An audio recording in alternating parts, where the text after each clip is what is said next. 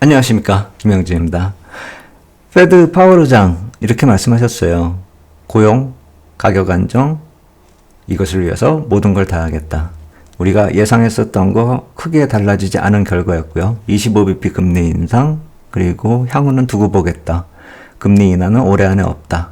이렇게 말씀하셨는데, 제가 인터뷰 내용 중에서 이 손가락 2개 모은 거, 요거를 꼽은 이유는 이 인플로이먼트하고 프라이스 스타빌리티 이거다라고, 그러니까 그때 이 말씀을 하진 않으셨지만 거의 그러한 것과 연관시키기 위해서 이 포즈를 골랐습니다.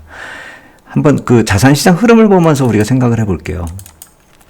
주가는 현실을, 그리고 국채는 미래를 반영했다. 저는 그렇게 이걸 생각을 했어요. 뭐냐면은 이 주가가 4시 이후에 쭉 빠졌잖아요. 그러니까 3시까지 회의 이제 대강 보고 주무신 분들은 아침에 깨가 일어나셔서 또 무슨 일이 벌어진 건가 이렇게 생각하실 텐데, 이때 지방은행하고 은행주, 대형 은행주들도 같이 빠졌습니다. 그러니까 인수하는 은행도 빠지고 지금 문제가 자꾸 불거지고 있는 지방은행들도 빠지고 그런 모습이 나타났기 때문에 이렇게 쭉 빠진 겁니다. 그렇기 때문에 이 이외의 다른 주식들의 문제는 없었다 이렇게 보시는 게 맞고요. 그러면 그쪽이 빠진 거가 자산시장에 좀 불안한 요인이 아니냐 이렇게 놓고 봤을 때, 아래쪽의 국채는 그 흐름에서 정반대로 급등을 하기 시작합니다. 아마도 저는 이것을 이 타이틀처럼 지금 지방은행 안 좋은데 그 문제 해결하려면 국채 가격이 올라야 된다라는 그 미래를 반영했다라는 것이죠. 그리고 또 하나는 이 미래를 반영하고 있다라는 것을 어디서 찾냐면은 금리 인하를 기대하고 있는 시장의 모습입니다. 파월 의장 아니다 이렇게 말씀을 하고 계시는데, 지금 금리 인하 확률이 제가 계속 12월 거 보잖아요. 이 이제 400에서 420이니까 이제 그 어제 금리 인상을 했기 때문에 100bp 인하가 이제 33%까지 올라왔습니다. 하루 전날 제가 어제 보여드렸던 이 그림도 하나 같이 이렇게 보여드릴게요. 그때가 요 400에서 425가 15.4잖아요. 그리고 요 425에 450이 38%대. 두 개 합하면은 뭐 53%. 이런데 어제 같은 경우 그걸 이제 78%까지 늘어났잖아요. 거의 80%. 그리고 요 아래 379, 400 이것까지 다 합하면은 뭐 이건 80%가 넘는 그런 시장의 기대감이 반영이 되고 있다. 그러니까 파월 의장은 아니다 라고 얘기를 하는데, 시장은 아닐걸 이렇게 반응을 하고 있다. 이렇게 보면 된다라는 것이죠. 그래서 주가 빠진 게 위기 상황으로까지 가는 그런 것보다는 계속 나타날 수 있는 현재 시점의 노이즈를 뜻하고 있다. 그리고 이건 좀 더 지속될 가능성이 크다. 이렇게 보면 될 것 같습니다. 그리고 어제 이제 더 중요하다라고 생각이 된 거는, 저는 이 회의도 중요하지만 국채 발행 계획이 확정이 됐거든요. 근데 이 국채 발행이 약간 좀 특징적인 면이 이번에 찾을 수가 있어요. 뭐냐면은 이 옆에 거가 지난 분기 때까지 이제 그 계획을 제가 정리한 거고요. 이거는 어제 발표된 그 계획을 토대로 다시 만들어 본 겁니다.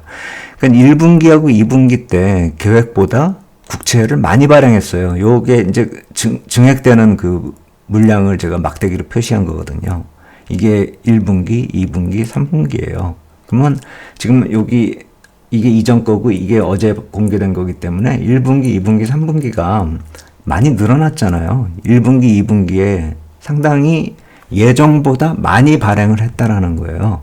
그러니까 그 자금 조달 계획에 있어서 아마도 추정컨대 지금 부채 협상 지금 계속 문제가 되고 있잖아요. 거기에 필요한 자금들을 올 초에 이미 그 조달을 시작했다라고 재무부가 밝혔잖아요. 그거를 단기물 채권을 통해 가지고 발행을 한 것 같아요. 그것을 소화하려면 이제 법안이 통과되면서 뒤쪽에서 자금 조절을 좀 해줘야 될 것 같다라는 생각이 들고요. 그건 뭐 이제 이쪽에서 해결할 문제니까 우리가 걱정할 문제는 아닌데, 이 표에서 우리가 봐야 될 거는 이쪽에 3분기가 원래 좀 부담이 많은 분기거든요. 그래서 저는 이전 자료를 보면 1분기가 좀 많고 2분기는 확 줄고 3분기에는 부담이 좀 많네 이렇게 해서 좀 약간 좀 걱정이 된다 이렇게 생각이 됐는데, 지금 보니까 뒤에서 발행될 걸 미리 발행을 해버린 결과가 돼버렸어요. 결과적으로 1분기하고 2분기에. 그렇다라고 본다면은 국채 발행 쪽에서의 부담은 오히려 이제 좀 줄어든다. 그렇다면은 어제 국채 쪽에서의 강세 흐름, 그리고 달러 쪽은 약세로 들어간 흐름에 대해서는 이러한 부담이 줄어드는 모습도 우리가 감안을 해야 된다는 것이죠. FOMC 회의의 결과가 껍데기만 볼 것이 아니라 내부 쪽에서 급격히 나타나고 있는 변화 요인도 봐야 된다는 것입니다. 또 하나는 부채와 재정적자 이슈는 계속될 것이다. 이렇게 볼 수밖에 없는 이유가 여기 이 표를 보시면 이것도 지난 분기 때 나온 이제 그 재정적자 비율 표입니다.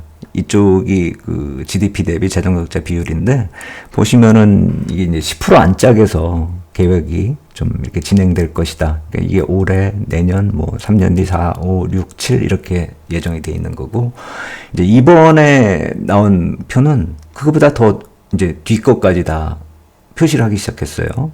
그러니까 이번에 2년 뒤, 3년, 4, 5, 6, 7, 8, 9, 10. 10년 뒤까지도. 그러니까 10년 뒤에 많이 늘어난다? 막 이런 식으로 이렇게 표를 만든 이유가 뭘까요? 그러니까 여기 보면은 이 까만 거가 정부 쪽에서 이제 추출하는 그런 예산 계획이고 이쪽 푸른색은 의회에서 이제 뽑아내고 있는 계획이거든요. 전분기만 하더라도 이제 거의 비슷한 요렇게 좀 안정적인 걸 보유하고 있었던 자료를 내보냈는데 이번에는 아예 이렇게 많이 좀 심각하게 늘어나고 있는 그런 표를 공개한 겁니다. 뭘까요? 의회에다가 또 촉구하는 거예요. 이거 빨리 통과시키자. 재정 그 적자에 대해서 부채 협상 빨리 통과시키자. 그리고 이 재정 적자에 대해서는 이거 좀 협의해야 된다. 이 얘기가 나올 거라는 것이죠. 너무 많잖아요. 10%도 이제 거의 넘어서고 있는 그런 모습이기 때문에. 그래서 부채와 재정 적자 이슈는 향후에 계속될 것이다. 그리고 다음 주부터 노이즈는 본격화될 것이다. 이렇게 보시면 될 것 같아요. 그러니까 다음 주에는 이런 노이즈하고 더불어서 또 은행, 지방은행 또 이쪽 이슈도 어제 막판에 시장 끌어내렸던 것이 또 어떻게 계속 얘기가 이어질지 그거 한번 살펴봐야 됩니다. 그래서 한 가지는 좋았어요. 국채 발행 물량이 좀 발행된 측면이 있기 때문에 좀 부담은 많이 줄어들었는데 실질적으로 해결해야 될 문제들이 다음 주부터 복잡하게 얘기들이 나오기 시작할 것이다. 이것을 보셔야 됩니다. 오늘 외국인 투자자는 그래서 뭘 하고 계신가? 이거 보면서 마무리하도록 하겠습니다. 콜 풋옵션 지금 보시면은 코스피 200 쪽에서는 선물 매도하면서 콜 약간 매수하고 풋 좀 매도하고 있잖아요. 이 정도 변화로는 상방으로 변화됐다 이렇게 볼 수가 없습니다. 아직은 중립적이다 이렇게 봐야 될 것 같아요. 근데 나타나고 있는 변화 중에 하나는 선물 쪽에서 달러 선물을 누적 순매수로 반전이 됐어요. 그러니까 만기일 이후에 누적으로 따져보면 어제 다 이제 중립으로 스퀘어 포지션으로 들어갔는데 오늘 3만 계약이나 매도를 하고 있잖아요. 그러면서 이제 여기 제가 오타를 냈네요. 순매수가 아니라 순매도. 그러니까 원화 매수로 반전을 했다라 이렇게 보시면 되겠죠. 달러 선물 누적 순매도 반전했다라는 그러니까 3만 계약을 반전을 했기 때문에. 그래서 이거 측면에서 놓고 본다면은 아까 말씀드린 달러 약세가 중기적으로 갈 수 있다라는 점을 한번 살펴볼 필요가 있어 보이고요. 그리고 지금 남아있는 노이즈들, 그러니까 지방은행하고 또 부채 협상 이거가 해결된다라고 한다면은 좀 안정적인 시장이 나타날 수도 있다. 근데 그 이전에 나타나는 노이즈는 꼭 우리가 주의해야 된다. 이렇게 생각하시면 될 것 같아요. 그리고 위클리 쪽은 결론 거의 다 났어요. 어제 말씀을 드렸듯이 또 프리미엄 이 사람들이 다 가져가는 걸로 끝났고 오늘 이제 위클리 끝나니까 다음 주부터는 이제 코스피 200만 보시면 될 것 같아서 좀 더 시장은 좀 단순화해서 볼 필요가 있어 보이고 대강의 예측을 하고자 한다면 330 이하에서 결제될 확률은 계속 높다. 이 말씀도 드려야 될 것 같고 327쪽 아래쪽으로 내려갈 확률도 지금 지속 중이다. 그거를 어떻게 반전시키는지를 좀 지속적으로 살펴보자. 이렇게 정리를 해드리겠고요. 10년 국채 선물 쪽에서 약간 이렇게 일부 매도 물량 나오고 있잖아요. 국채가 상당히 강하게 올랐어요. 어제 미국 쪽이요. 그리고 우리 쪽도 정고점 또 다가가고 있고요. 그래서 지금 선물 쪽에서는, 해외 선물 쪽에서는 국채 쪽이 약간 좀 밀리고 있는 모습이거든요.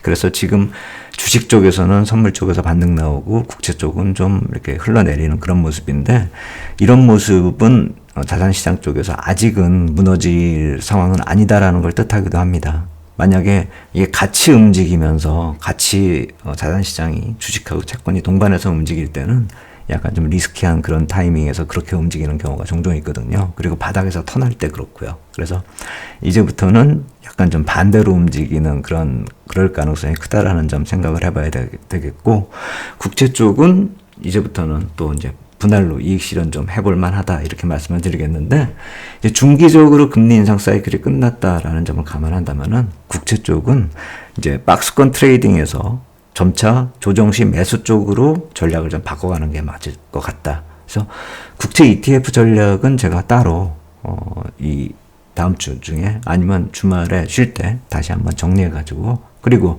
또 이번에 나온 이 채권 관련해서 또 그 자금 조달 관련해서 여러 가지 내용이 나왔잖아요. 그래서 좀 시장에서는 알려지지 않고 있는 내용들 제가 또 중요한 거 뽑아가지고 주말에 자료 정리해서 다시 올려드리도록 하겠습니다. 오늘 여기까지 하도록 하겠습니다. 감사합니다.